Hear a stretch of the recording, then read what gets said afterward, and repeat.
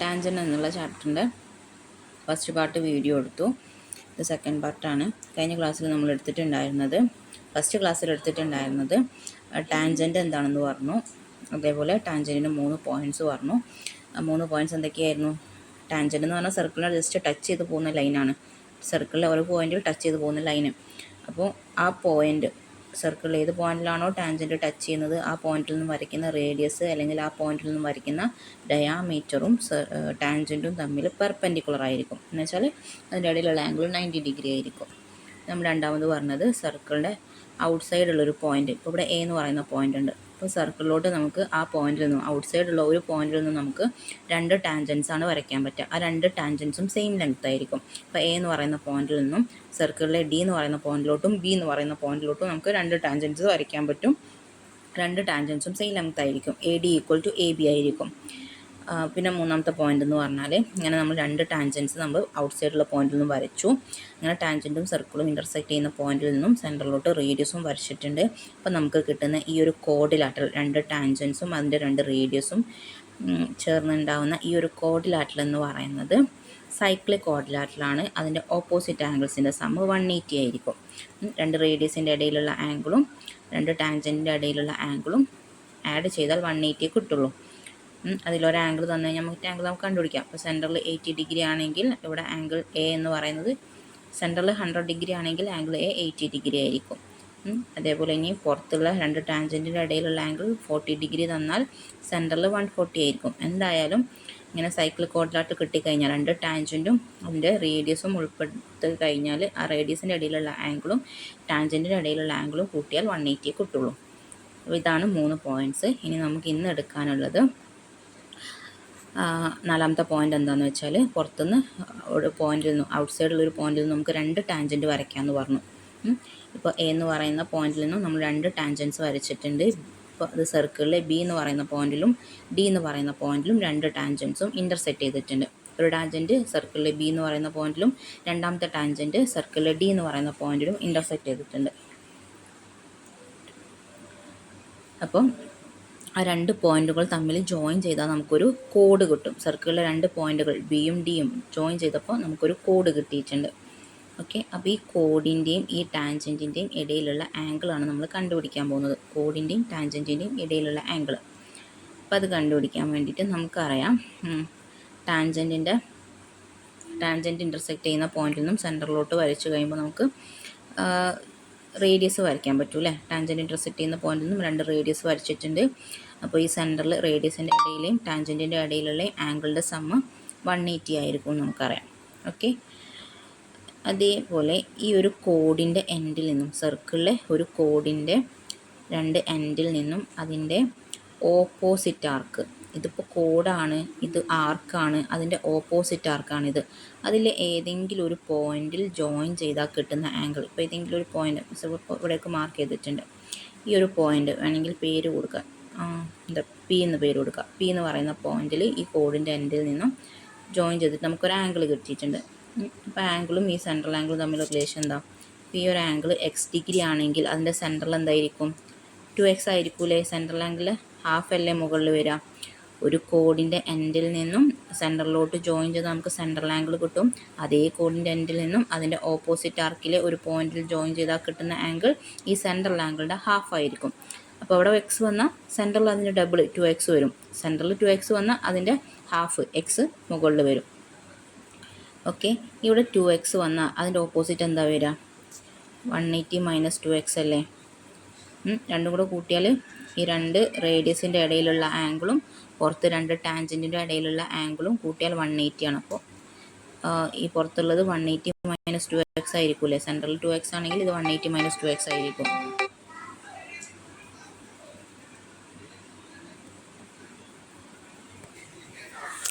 ഒരു എക്സാമ്പിൾ പറയുകയാണെങ്കിൽ ഇപ്പോൾ ഇവിടെ 180 മൈനസ് 2x ആണെങ്കിൽ ഇത് രണ്ടും ഈക്വൽ ആയിരിക്കുമല്ലോ.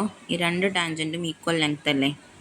ഔട്ട് സൈഡുള്ള പോയിന്റിൽ നിന്നും സർക്കിളിലോട്ട് വരയ്ക്കുന്ന 2 ടാൻജൻറ്റും ഈക്വൽ ലെങ്ത് ആയിരിക്കും. അപ്പോൾ ഈ 2 സൈഡും ഈക്വൽ ആണെങ്കിൽ അതിന് ഓപ്പോസിറ്റ് വരുന്ന ഈ 2 ആംഗിൾസ് ഈക്വൽ ആയിരിക്കൂലേ. ഈ കോഡും കൂടെ ചേർന്ന 2 ടാൻജൻറ്റും കോഡും കൂടെ ചേർന്ന ട്രയാങ്കിൾ ആണ്. ട്രയാങ്കിളുടെ 2 സൈഡ് ഈക്വൽ ആണെങ്കിൽ അതിന് ഓപ്പോസിറ്റ് വരുന്ന ആംഗിൾസും ഈക്വൽ ആയിരിക്കും. ഈ സൈഡിന് ഓപ്പോസിറ്റ് വരുന്ന ഈ ആംഗിളും ഈ സൈഡിന് ഓപ്പോസിറ്റ് വരുന്ന ഈ ഒരു ആംഗിളും ഈക്വൽ ആയിരിക്കും. ഓക്കെ, ഈ സൈഡിന് ഓപ്പോസിറ്റ് വരുന്ന ഈ ആംഗിളും മറ്റേ സൈഡിന് ഓപ്പോസിറ്റ് വരുന്ന ഈ രണ്ട് ആംഗിൾസും ഈക്വൽ ആയിരിക്കും. ഇത് മൂന്നാമത്തെ ആംഗിൾ 180 - 2x ആണെങ്കിൽ 180 നിന്നും 3 കൂടെ കൂട്ടിയാൽ 180 ആണല്ലോ. 180 നിന്നും 2x കുറച്ചതാണ് ഈ ആംഗിൾ എങ്കിൽ ഇത് ഓരോന്നും x ആയിരിക്കൂലേ, രണ്ടും ഈക്വലാണ്. അപ്പോൾ രണ്ടും കൂടെ കൂട്ടിയാൽ 2x. അപ്പം 180 നിന്നും ഈ രണ്ട് ആംഗിളും കൂടെ കൂട്ടിയ 2x കുറച്ചാലാണ് മൂന്നാമത്തെ ആംഗിൾ കിട്ടുക. ഇത് ഓരോന്നും x ആയിരിക്കും. ഇപ്പോൾ ഇവിടെ എന്ത് കണ്ടു നമ്മൾ? ഈ കോഡിൻ്റെയും ടാൻജൻറ്റിൻ്റെയും ഇടയിലുള്ള ആംഗിൾ എക്സ്, അതേ എക്സ് തന്നെയാണ് ഈ കോഡിൻ്റെ എൻഡിൽ നിന്നും അതിൻ്റെ ഓപ്പോസിറ്റ് ആർക്കിൽ ജോയിൻ ചെയ്താൽ കിട്ടുന്ന ആംഗിളും അതേ എക്സ് തന്നെയാണ്. എക്സാമ്പിൾ പറയുകയാണെങ്കിൽ ഇവിടെ ഇപ്പോൾ ഒരു എക്സ് ഡിഗ്രിയാണ്. എക്സ് ഡിഗ്രിക്ക് പകരം നമുക്കൊരു എത്ര കൊടുക്കുക? 50 ഡിഗ്രി. ഇത് 50 വന്നാൽ ഇത് എത്രയുണ്ട്? ഈ രണ്ട് ആംഗിൾസും ഈക്വൽ അല്ലേ? ഇത് രണ്ട് സൈഡും ഈക്വലാണ്, രണ്ട് ടാൻജൻറ്റും ഈക്വലാണ്. അപ്പോൾ അതിന് ഓപ്പോസിറ്റ് വരുന്ന ഈ ആംഗിളും ഈ ഈക്വൽ സൈഡിന് ഓപ്പോസിറ്റ് ഈ രണ്ട് ആംഗിൾസും ഈക്വൽ ആയിരിക്കും. അപ്പോൾ രണ്ട് ആംഗിൾസും എത്ര വരും? അപ്പോൾ 50 കഴിഞ്ഞാൽ 180ൽ 130 ബാക്കിയുണ്ട് അല്ലേ? രണ്ടും കൂടെ കൂട്ടിയാൽ 130 കിട്ടണം. അപ്പോൾ ഓരോന്നും രണ്ടും ഈക്വലും ആണ്. അപ്പോൾ ഓരോന്നും 65 വരൂലേ? അല്ലെങ്കിൽ ഇവിടെ 40 വരികയാണെങ്കിൽ ബാക്കി 140 ഉണ്ടാവും. ഒരാംഗിൾ 40 വന്നാൽ 180ൽ ബാക്കി 140 ഉണ്ട്. അപ്പോൾ രണ്ടും ഈക്വൽ ആയതുകൊണ്ട് തന്നെ രണ്ടും കൂടെ കൂട്ടിയാൽ 140 ആണെങ്കിൽ ഓരോന്നും 70 വരൂലേ?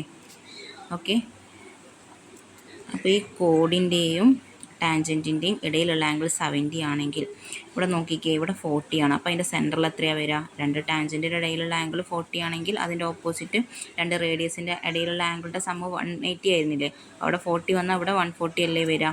റേഡിയസിൻ്റെ ഇടയിലുള്ള ആംഗിളും ടാൻജൻറ്റിൻ്റെ ഇടയിലുള്ള ആംഗിളും കൂടെ കൂട്ടിയാൽ 180 കിട്ടണം. ഇത് 140 ആണ്. അപ്പോൾ ഒരു കോഡിൻ്റെ എൻഡിൽ നിന്നും സെൻറ്ററിൽ ജോയിൻ ചെയ്താൽ സെൻട്രൽ ആംഗിൾ, അതേ കോഡിൻ്റെ എൻഡിൽ നിന്നും അതിൻ്റെ ഓപ്പോസിറ്റ് ആർക്കിലെ ഒരു പോയിന്റിൽ ജോയിൻ ചെയ്താൽ കിട്ടുന്ന ആംഗിൾ സെൻട്രൽ ആംഗിളിൻ്റെ ഹാഫ്. സെൻട്രൽ ആംഗിൾ 140 ആണെങ്കിൽ അതിൻ്റെ ഹാഫ് 70 അല്ലേ വരിക? ഇവിടെ നോക്കിക്കേ, ഒരു കോഡും അതിൻ്റെ ടാൻജൻറ്റും ഉണ്ടാക്കുന്ന ആംഗിൾ അതേ കോഡിൻ്റെ എൻഡിൽ നിന്നും അതിൻ്റെ ഓപ്പോസിറ്റ് ആർക്കിലെ ഒരു പോയിന്റിൽ ജോയിൻ ചെയ്താൽ കിട്ടുന്ന ആംഗിളിന് ഈക്വൽ ആണ്. ഇവിടെ 70 വന്നാൽ ഇവിടെയും 70. കോഡും ടാൻജൻറ്റും ഉണ്ടാക്കുന്ന ആംഗിൾ 80 ആണെങ്കിൽ ആ കോഡിൻ്റെ എൻഡിൽ നിന്നും ഓപ്പോസിറ്റ് ആർക്കിൽ ഉണ്ടാക്കുന്ന ആംഗിൾ 80 ഡിഗ്രി.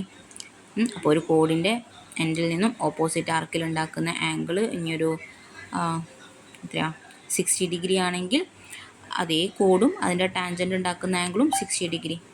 ഇതാണ് നമുക്ക് പഠിക്കാനുള്ള പുതിയ തിയറം. ഓക്കെ,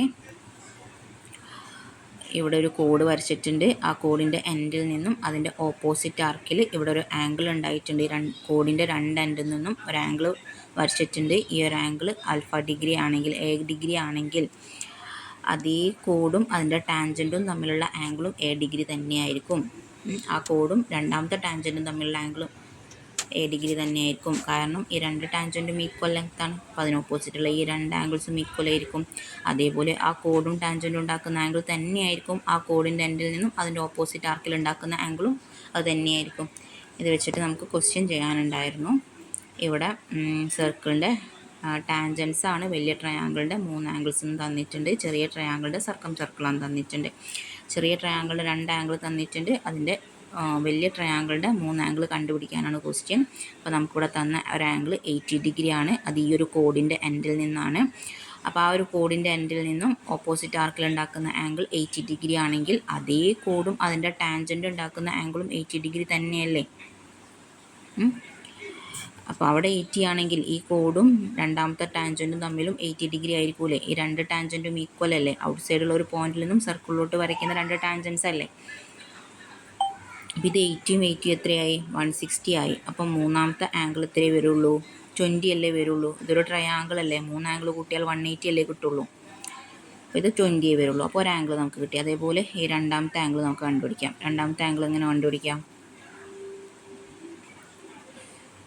ഇത് 60 ഡിഗ്രി ആണ് തന്നിട്ടുണ്ട്. അപ്പോൾ 60 ഡിഗ്രി ഏത് കോഡിൽ നിന്നാണ്? 60 ഡിഗ്രി ഈ ഒരു കോഡിൽ നിന്നാണ് അല്ലേ? 60 ഡിഗ്രി ഈ ഒരു കോഡിൽ നിന്നാണ്. ആ കോഡിൻ്റെ എൻഡിൽ നിന്നും ഓപ്പോസിറ്റ് ആർക്കിൽ 60 ഡിഗ്രി ആംഗിൾ ഉണ്ടായിട്ടുണ്ട്. ഓക്കെ, അതേ കോഡും അതിൻ്റെ ടാൻജൻറ്റ് ഉണ്ടാക്കുന്ന ആംഗിളും 60 ഡിഗ്രി തന്നെയായിരിക്കുമല്ലേ? ഈക്വലാണ് നമ്മൾ പറഞ്ഞിട്ടില്ലേ? ഇവിടെ 60 ആണെങ്കിൽ ഈ അതേ കോഡും അതിൻ്റെ രണ്ടാമത്തെ ടാൻജൻറ്റും 60 ഡിഗ്രി ആയിരിക്കും. അപ്പോൾ ഒരു ട്രയാങ്കിളിൻ്റെ രണ്ട് ആംഗിൾസ് 60 ഡിഗ്രി ആണെങ്കിൽ മൂന്നാമത്തതും 60 വരണ്ടേ, മൂന്ന് ആംഗിളും 180 ആവണമെങ്കിൽ. അപ്പോൾ രണ്ടാമത്തെ ആംഗിളും കിട്ടി. ഫസ്റ്റ് ആംഗിൾ 20, രണ്ടാമത്തെ ആംഗിൾ 60. 20 + 60 80 ആയി. ഈ ട്രയാങ്കിളുടെ മൂന്നാമത്തെ ആംഗിൾ എത്രയേ വരുള്ളൂ? 8ൻ്റെ കൂടെ ഇനി 100 കൂടെ അല്ലേ പറ്റുള്ളൂ. മൂന്നാമത്തെ ആംഗിൾ 100. ഇപ്പോൾ ട്രയാങ്കിളുടെ മൂന്ന് ആംഗിൾസും കണ്ടുപിടിച്ചിട്ടുണ്ട്. അടുത്ത ക്വസ്റ്റ്യന് വലിയ ട്രയാങ്കിളിൻ്റെ ആംഗിൾസ് തന്നിട്ടുണ്ട്. വലിയ ട്രയാങ്കിളിൻ്റെ സൈഡ്സ് സർക്കിളിൻ്റെ ടാൻജൻസ് ആയിരുന്നു. ചെറിയ ട്രയാങ്കിളിൻ്റെ സർക്കിളാണ് സർക്കിൾ ഇത് എന്ന് പറഞ്ഞിട്ടുണ്ട്. ചെറിയ ട്രയാങ്കിളിൻ്റെ ആംഗിൾസ് ആണ് നമുക്ക് കണ്ടുപിടിക്കേണ്ടത്. മൂന്ന് ആംഗിളും കണ്ടുപിടിക്കണം. അപ്പോൾ നമുക്കറിയാം ഇവിടെ ഔട്ട് സൈഡിലുള്ള പോയിന്റിൽ നിന്ന് വരയ്ക്കുന്ന രണ്ട് ടാൻജൻസ് ആണ്. അപ്പോൾ രണ്ട് ടാൻജൻസും ഈക്വൽ ആയതുകൊണ്ട് തന്നെ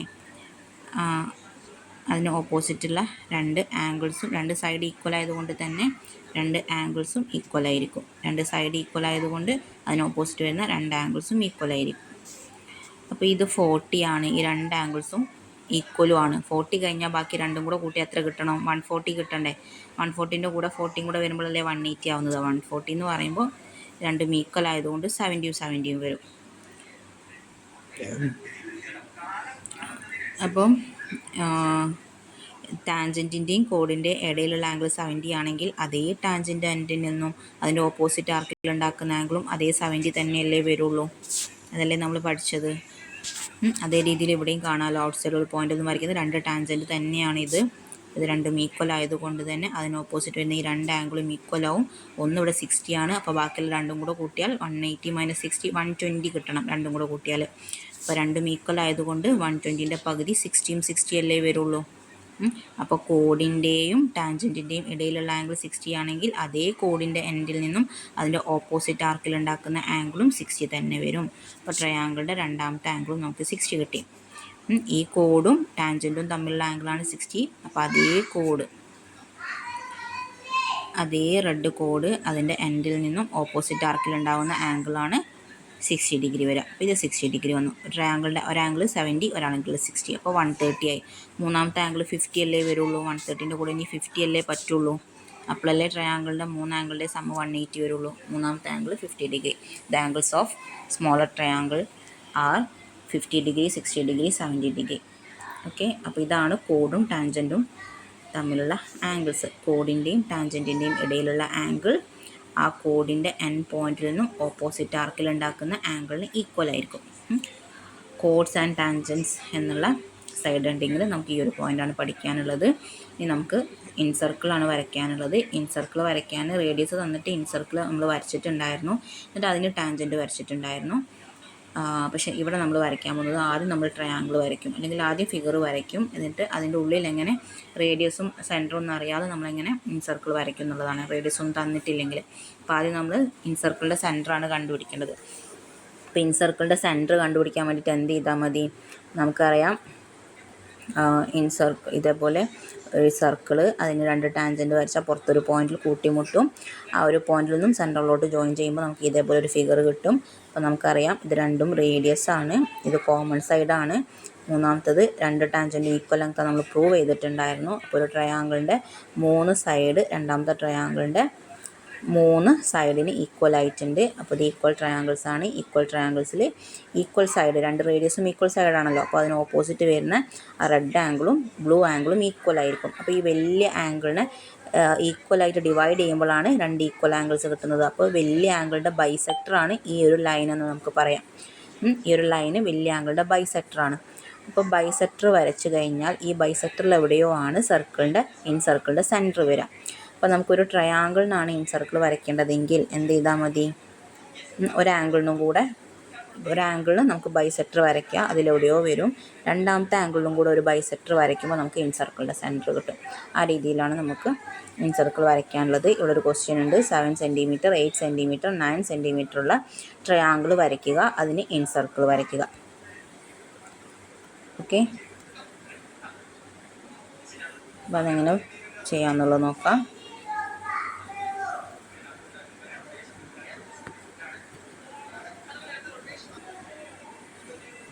ഓക്കെ, നമുക്ക് ട്രയാങ്കിളിൻ്റെ സൈഡ്സ് 7, 8, 9 സെൻറ്റിമീറ്റർ എന്നായിരുന്നു തന്നിട്ടുണ്ടായിരുന്നത്. നമുക്ക് എന്ത് ചെയ്യാം? ആദ്യം വലിയ സൈഡ് വരയ്ക്കാം, ഒന്നും കൂടി ഈസി ആവാൻ വേണ്ടിയിട്ട്. 9 സെൻറ്റിമീറ്ററുള്ള സൈഡ് നമുക്ക് ആദ്യം വരയ്ക്കാം.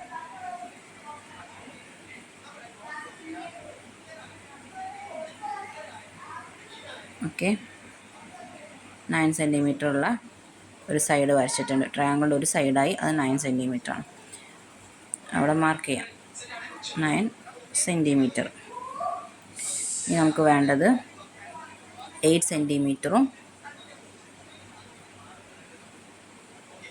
7 സെൻറ്റിമീറ്ററുമാണ്. അപ്പോൾ കോമ്പസിലെടുക്കുക, സ്കെയിലെടുക്കുക, കോമ്പസിൻ്റെ ലെങ്ത്ത് 7 സെൻറ്റിമീറ്റർ ആക്കുക. കറക്റ്റ് സെൻറ്റിമീറ്ററാണ് ഇപ്പോൾ കോമ്പസിൻ്റെ ലെങ്ത്ത് എന്ന് പറയുന്നത്.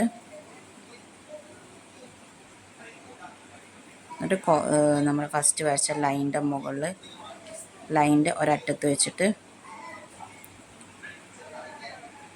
നമുക്കൊരു ആർക്ക് വരയ്ക്കാം. ഇനി കോമ്പസിൻ്റെ ലെങ്ത്ത് 8 സെൻറ്റിമീറ്റർ ആക്കാം.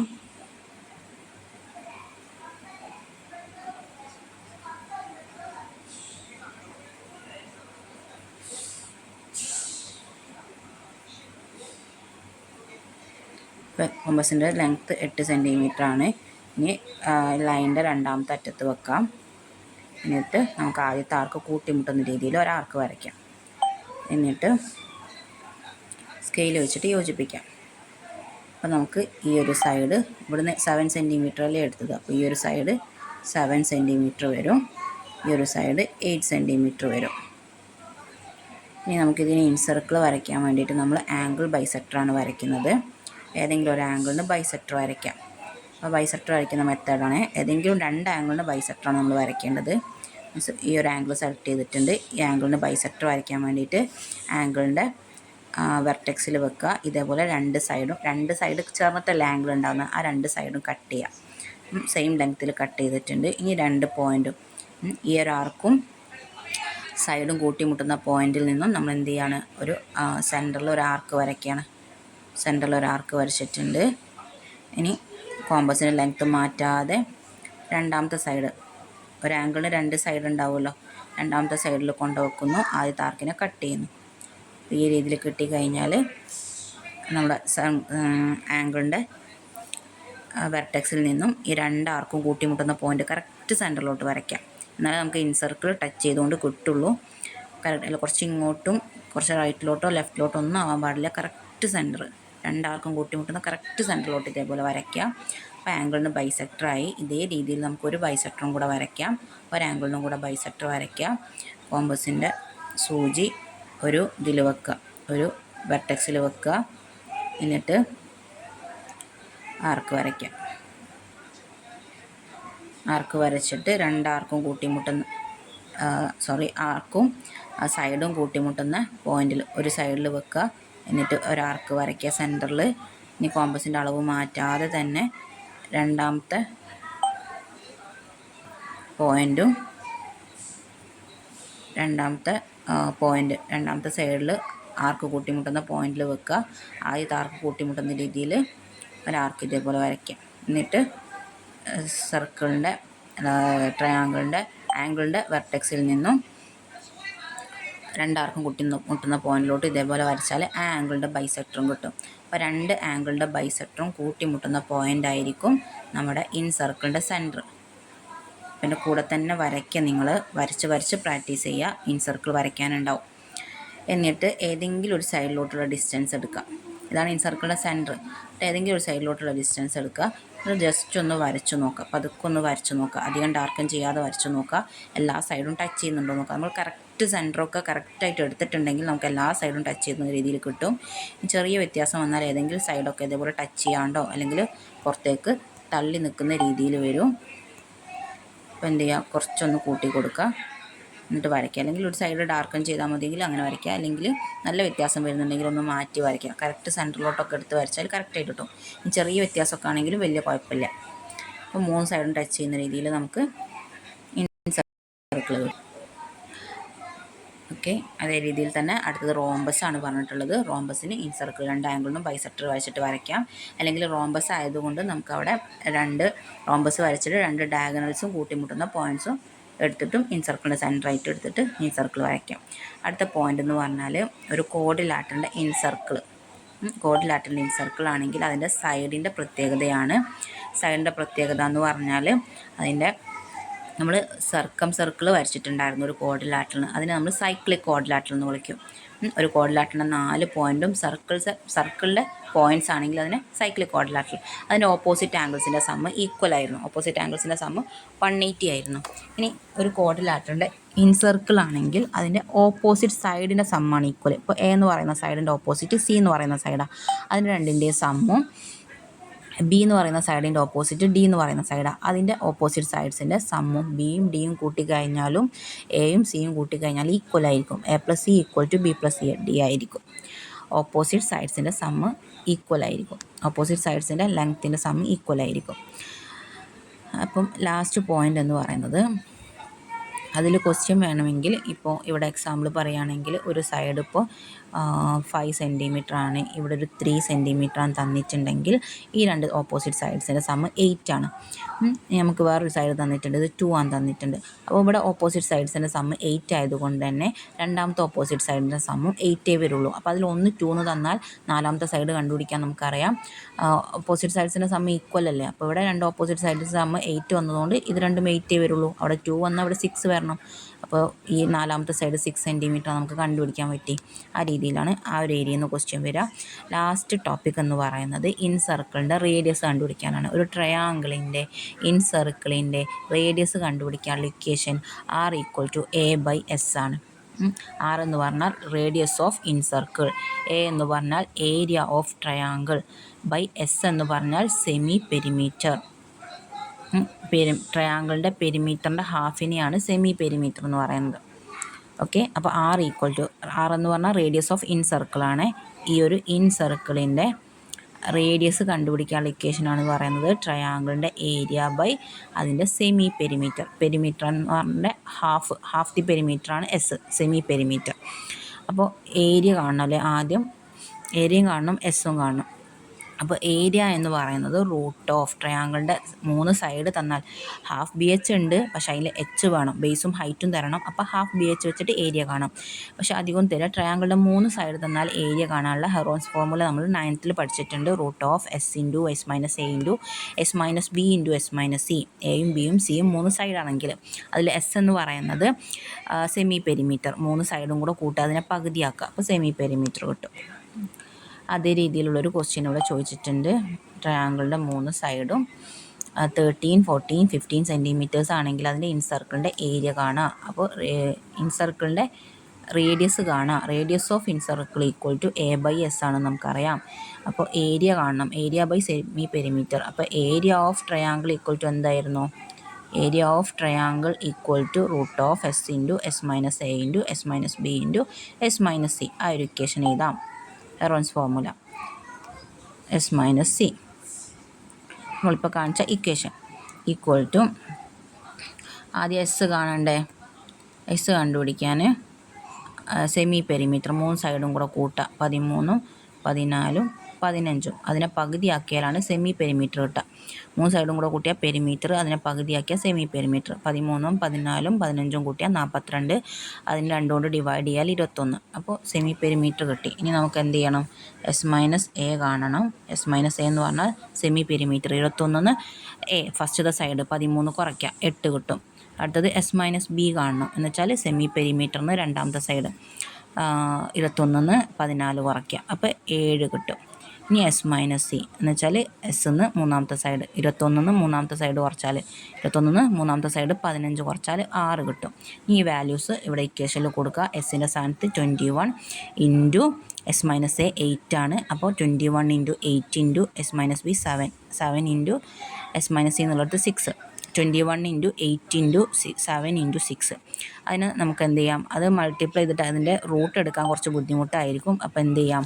ഇതിനൊക്കെ ഫാക്ടേഴ്സ് ആയിട്ട് എഴുതാം. 8-നെ 2 × 4, 7-നെ 7 എന്ന് എഴുതണം. 6-നെ 2 × 6 എന്ന് എഴുതാം. 2 × 3 എന്ന് എഴുതാം 6-നെ മാറ്റിയിട്ട്.